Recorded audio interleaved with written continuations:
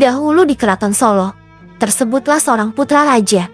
Pangeran Jayakusuma namanya. Kelak dialah yang bakal mewarisi tahta keraton. Pangeran Jayakusuma cakap, cerdas dan berbudi luhur. Walaupun dia seorang pangeran, namun ternyata sang pangeran tak tertarik pada tahta dan kedudukan. Sejak kecil, tak seperti putra raja yang suka hidup mewah dan manja.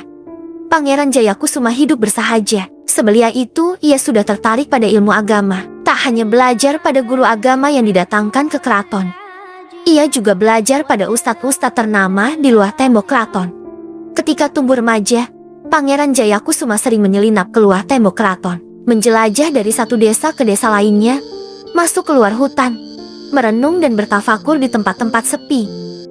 Setelah dewasa, ketika akhirnya memutuskan untuk menikah, Pangeran Jayakusuma menyunting putri salah seorang guru, di mana ia menimba ilmu agama. Pernikahan sederhana, tak ada perayaan atau pesta layaknya pernikahan seorang putra raja.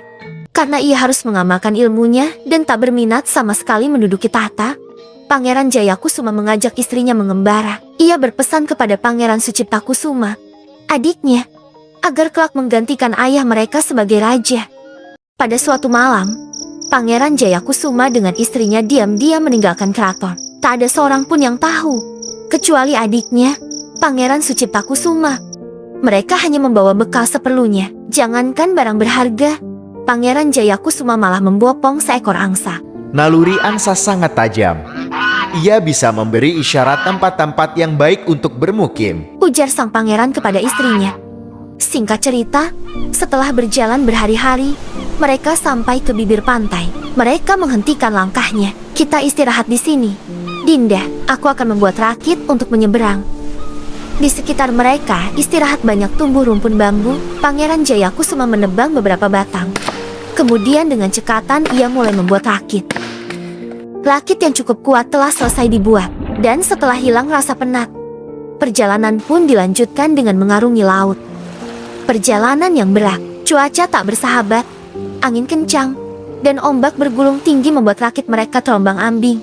Terayun oleng ke kanan kiri, namun Pangeran Jayakusuma tak gentar, berdoa dan terus berusaha maju mengayuh dayungnya. Singkat cerita, setelah berhari-hari akhirnya rakit yang mereka naiki merapat ke daratan. Suatu daerah yang masih sangat asing bagi mereka. Pepohonan dan semak memagari tempat itu, dan di belakang mereka laut terhampar. Pangeran Jayakusuma dan istrinya turun ke darat, bersujud lalu duduk bersingkuh, mengucap syukur dan berdoa, mohon agar selalu diberi keselamatan dan perlindungan Tuhan. Sambil melepaskan lelah, mereka mengisi perutnya dengan buah-buahan yang banyak terdapat di sekitar tempat itu. Setelah itu, mereka kembali berjalan menerobos semak belukar, berharap menemukan suatu tempat yang cocok untuk menetap. Setelah berhasil keluar dari hutan belukar, di tempat yang lebih terbuka, Pangeran Jayakusuma menurunkan angsa dari bopongannya. Suami istri ini pun mengikuti kemana saja angsa itu berjalan. Di suatu tempat angsa itu berhenti. Pangeran Jayakusuma mengamati sekeliling. Dataran hijau bertanah subur. Air mengalir di sela-sela batu sungai. Tempat yang cocok untuk bermukim. Pangeran Jayakusuma memutuskan ia menetap di tempat itu dan memberi nama Tanah Pilih. Seiring bergulirnya waktu, banyak orang datang dan tinggal di sana. Mereka mengolah tanah dan belajar ilmu agama kepada Pangeran Jayakusuma, yang kini lebih dikenal sebagai ulama.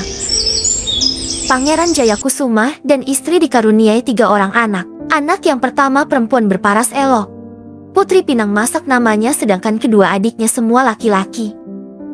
Putri Pinang Masak tumbuh menjadi gadis jelita. Keelokan parasnya menjadi buah bibir, tersebar dari mulut ke mulut sampai jauh, bahkan sampai ke negeri seberang. Banyak satria, pangeran dan putra raja datang silih berganti meminangnya. Banyak di antara mereka yang gagah dan sakti, tapi tak satu pun yang mampu menaklukkan hati Putri Pinang Masak. Sampai akhirnya datanglah Tan Englai, seorang pangeran dari daratan Tiongkok. Setelah berbulan-bulan menempuh perjalanan darat dan menyeberangi lautan, Tan Englai tiba di Tanah Pilih. Tak sulit bagi Tan Englai menemukan kediaman Pangeran Jayakusuma. Ketika ia diizinkan menghadap, saat itulah ia terkesima melihat kecantikan Putri Pinang Masak. Tan Englai yang santun dan tampan pun ternyata mampu memikat hati Putri Pinang Masak. Tapi Pangeran Jayakusuma justru sebaliknya. Ia tampaknya tak berkenan bermenantukan pangeran dari seberang lautan ini. Lantas ia pun memutar otak, mencari akal untuk menolak lamaran Tan Englai secara halus.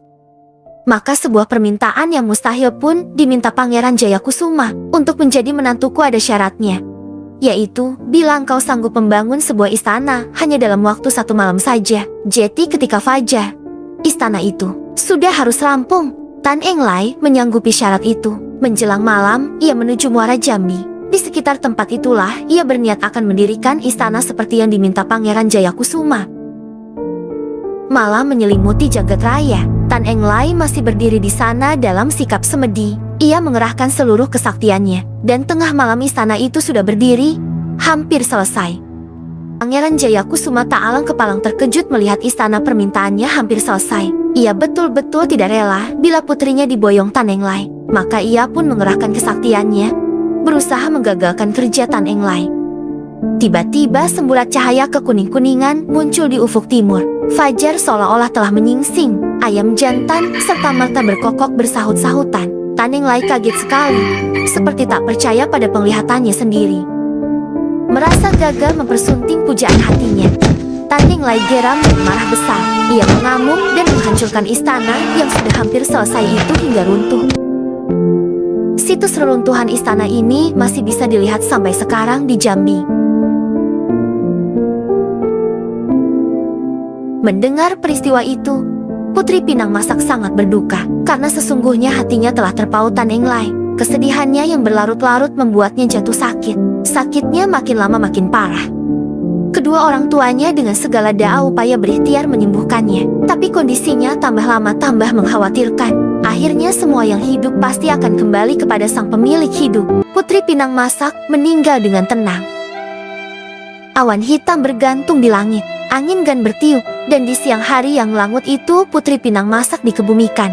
Di antar segenap warga yang mengiringinya dengan doa-doa, makam Putri Pinang Masak sampai kini masih bisa kita jumpai di Tanah Pilih yang sekarang dikenal sebagai Kota Jambi.